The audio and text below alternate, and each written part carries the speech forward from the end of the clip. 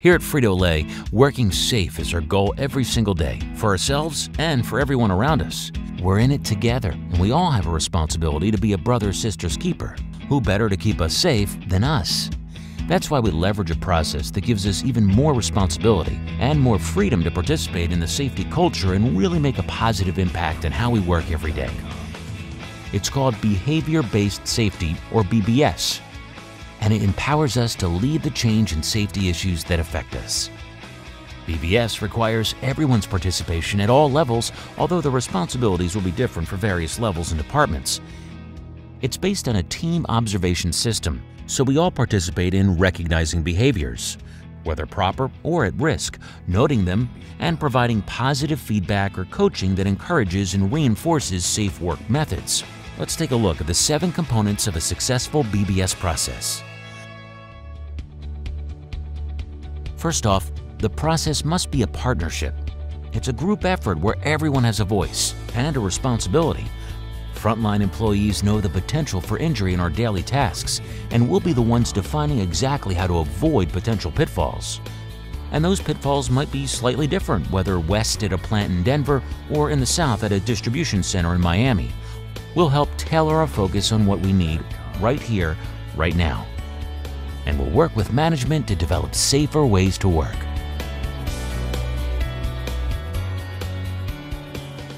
Since BBS is a team effort, all our team members need to be working from the same playbook. That's where training, JSAs, and standard operating procedures come into play. Clear guidelines make sure we're being effective in our observation approach, our method of recording what we observe, and how we address the issues we see. We'll learn how to define our pinpoints, very specific safety behaviors we want to reinforce or work on. We'll have a checklist to prioritize our pinpoints and guide our observations, and we'll have methods of feedback and evaluation that help determine when we've corrected an at-risk behavior well enough to retire that pinpoint and move on to the next. So let's take a closer look at how we arrive at and how we define our pinpoints. Pinpoints usually come from issues that are causing or driving the location's injury trends. They're very specific and without judgment. The pinpoint is active and positive, so it sets a goal we want all of our coworkers to reach. Let's use an example. When an observer sees people narrowly squeezing past a moving forklift, their first thought might be, "Hey, don't be careless." But that's not a pinpoint. What is needed is a simply stated goal or behavior that's measurable, observable, and positive. So an observed pinpoint on the observation card might be, employee remains 3 feet away from an active forklift. It's positive, it's observable, and it's measurable. Here are a few other common pinpoints. Handling cases with 2 hands. Lifting no more than 3 cases, last case single lift. Folding front flap of case when picking. Leveraging safety teams to review trends and causes can help the location determine which pinpoints are most pressing and which ones they'll focus on first. The goal is to focus on just a few pinpoints at a time, 3 to 5 of the most important issues, so they can be effectively addressed and corrected. When the location accomplishes the goal of 95% safe for 3 reporting periods, that pinpoint is retired and can be replaced with a new one. Observers will still monitor retired pinpoints occasionally to make sure we continue to work safely.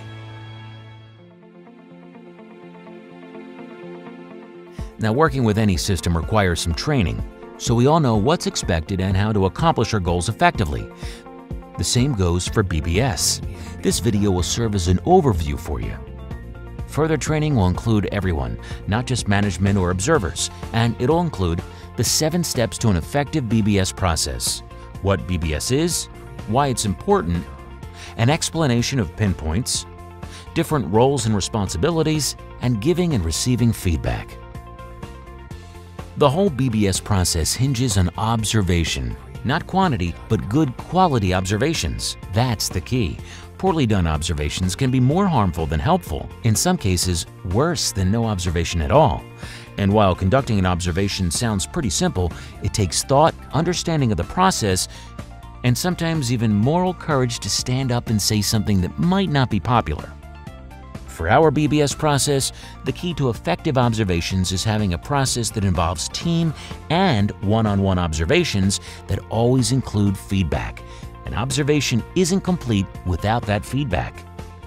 Daily observations are most effective. They become part of our day, an expectation of meeting the high standards we set all the time. Let's take a look at some simple scenarios that you may see every day in a busy distribution center. Using handrails and three-point contact at all times. Following electronic and seatbelt policies. Maintaining visible path while entering and exiting vehicle.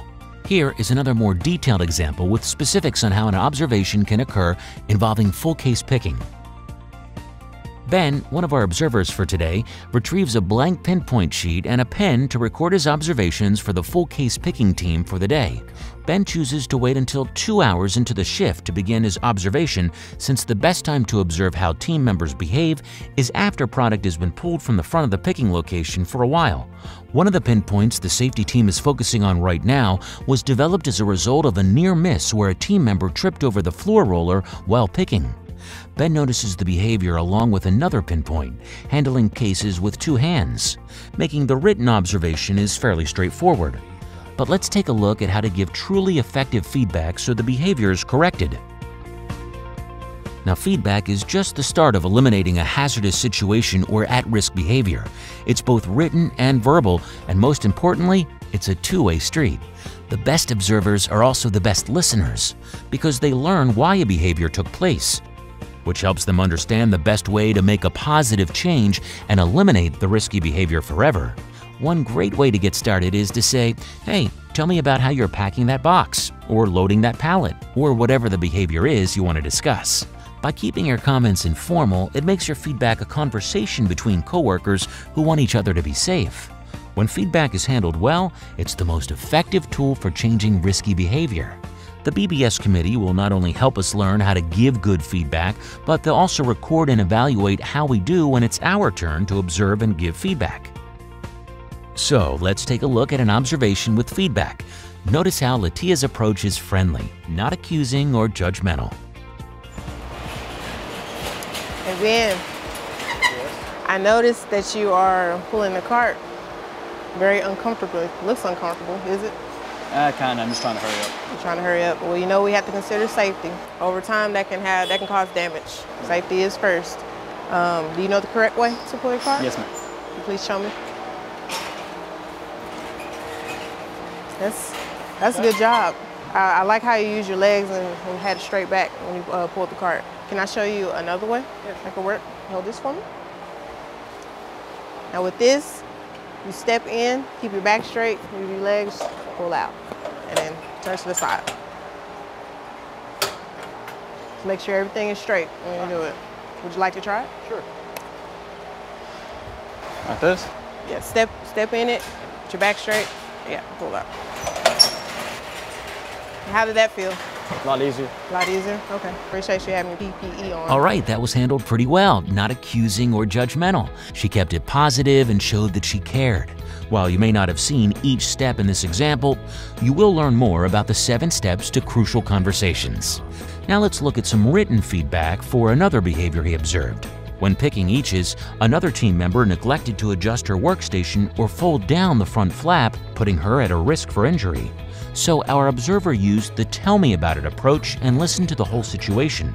Now, instead of just writing down "employee didn't adjust workstation or fold down front flap," she can accurately describe the situation and make a recommendation for eliminating it in the future. So the 2 pinpoints are adjusting the picking table height and tilt appropriate, and folding down the front case flap when picking. So with those detailed and specific comments, the safety team can reinforce the importance of table height and tilt and folding down the front flap. We all know that Frito-Lay has high standards for our products and our safety. Holding ourselves accountable means checking to be sure we're all meeting those standards. Accountability within the BBS process creates a culture of safe behavior that becomes second nature. Tracking our progress helps teams evaluate incident reports and observation results, define active pinpoints and those that need retiring. Tracking can be manual or even computer-based. Regular meetings and evaluations help us see our opportunities for improvement and how to make the most of them. Evaluations must be consistent so we see what behaviors or lead measures need to be addressed. Well, there you have it. Each and every one of us have a role in the BBS process, so let's take a minute to review the 7 steps in their entirety. BBS Basics, Structure, Pinpoints, Training, Observation, Feedback, and Accountability. When behaviors are effectively addressed, teams will let everyone know. Sharing the success of the process just makes the process more effective because everyone sees that it's working. And everyone sees that they have an important role to play. We are all observers and brother-sisters keepers.